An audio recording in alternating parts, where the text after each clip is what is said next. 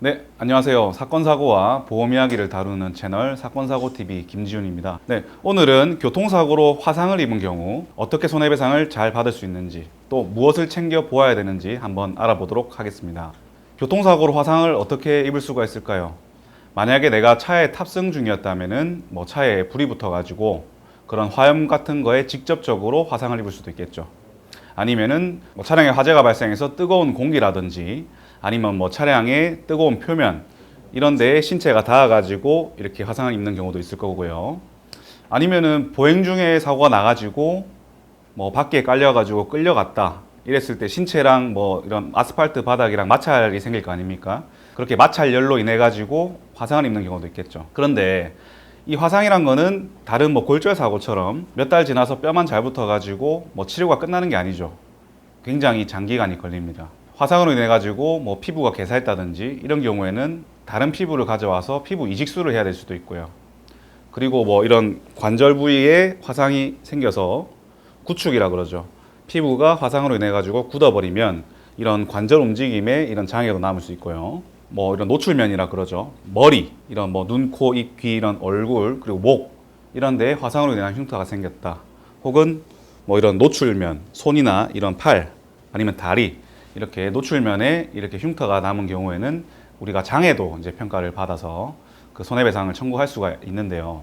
자, 여기서 제가 방금 설명드린 얼굴이나 이런 노출면에 화상으로 흉터가 생겼을 때는 우리가 손해배상에서 이제 장애 평가를 할 때 쓰는 맥브라이드 방식에는 이 장애에 대한 부분이 없어요. 흉터로 인한 거. 근데 우리가 흉터로 인한 추한 흉터가 남았다. 우리가 취업을 할 때라든지 사회생활 할 때 분명히 어떤 장애로도 이런 장애 요소가 될 수도 있지 않습니까? 그렇기 때문에 맥브라이드에 없다고 해서 평가를 안 하는 게 아니라 국가배상법에 보면은 이런 얼굴의 흉터라든지 팔다리의 노출면의 흉터도 이런 장애로 평가하는 항목이 있습니다. 그래서 이 교통사고로 만약에 화상을 입어가지고 이 노출면에 흉터가 생겼다. 그랬을 때는 우리가 국가배상법에 따르는 이제 신체 장애, 이제 추한 모습이라고 표현을 하거든요. 추상장애라고 합니다. 그 추상장애, 노동능력 상실률, 심한 경우에는 얼굴에 60%짜리 장애도 있고요. 팔다리 같은 경우에는 약간 정도가 낮은 5%짜리 노동능력 상실 평가 항목도 있습니다. 그래서 제가 앞전에 많이 설명드렸던 다른 신체 부위의 이런 장애, 노동능력 상실률 평가하듯이 이렇게 평가를 해가지고 그 손해가 계산하는 것이죠. 장애로 인한 일실수익. 그런데 이 장애 평가하는 항목이 국가배상법에 좀 정확하게 나와 있지 않기 때문에 이 자동차 보험, 가해자 측 보험사와 이런 합의를 진행하는 과정에서 조금 어려움이 있는 게 사실이고요. 그래서 이렇게 교통사고 화상으로 인해 가지고 안면부나 팔다리 노출면에 이렇게 추상장애, 흉터가 생긴 경우에는 이제 저 같은 전문가의 도움을 받아가지고 올바르게 이제 평가를 받을 수 있는 게 중요하겠죠. 그리고 두 번째로 향후치료비라는 항목이 있습니다. 이 향후치료비가 뭐냐면요. 합의 이후에도 필요한 치료비가 있다. 그랬을 때 우리가 합의 시점에서 그 금액을 얹어가지고 우리가 손해배상을 받는 항목 중에 한 개인데요. 이 향후치료비의 경우에는 화상으로 직접 생긴 흉터뿐만 아니라 만약에 피부 이식을 했다. 그랬을 때 우리가 예를 들면 엉덩이나 허벅지 같은 데서 피부를 떼어가지고 이식을 많이 하거든요. 그 피부 이식 채취한 그 부위까지 흉터에 대한 성형수술 비용을 향후치료비로 산정해서 청구를 해서 받을 수가 있다는 거죠.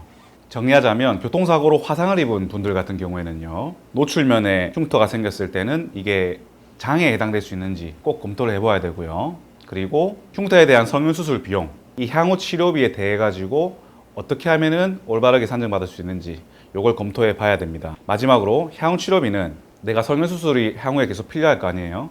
그거를 이제 산정하는 건데 여기서 제가 비법을 하나 알려드리겠습니다. 성형수술을 제가 개인 의원에서 할 수도 있고 대학병원에서 할 수도 있죠. 그렇다면 어느 병원이 치료비가 비쌀까요? 당연히 대학병원 치료비가 비싸겠죠. 어차피 미래에 할 성형수술 비용이라면은 추정해서 받을 수밖에 없지 않습니까?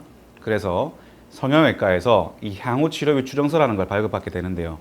가능하면은 작은 병원보다는 대학병원 같이 큰 규모에서 성형수술, 향후치료비 추정서를 받는 것이 금액이 많이 산정된다는 것이죠. 그래서 이런 부분들을 감안해서 이제 청구를 해보시기 바랍니다. 교통사고로 화상을 입었다. 그런데 궁금한 점 있으시다. 그러면은 위 전화번호로 문자나 전화 주시면은 상황에 맞게 자세하게 상담 드리도록 하겠습니다. 네, 영상 끝까지 시청해 주셔서 대단히 감사드립니다. 영상 도움이 되셨다면 좋아요, 구독, 알림 설정 하셔가지고 계속 무료로 사건 사고와 보험 이야기 영상을 시청해 보세요. 감사합니다.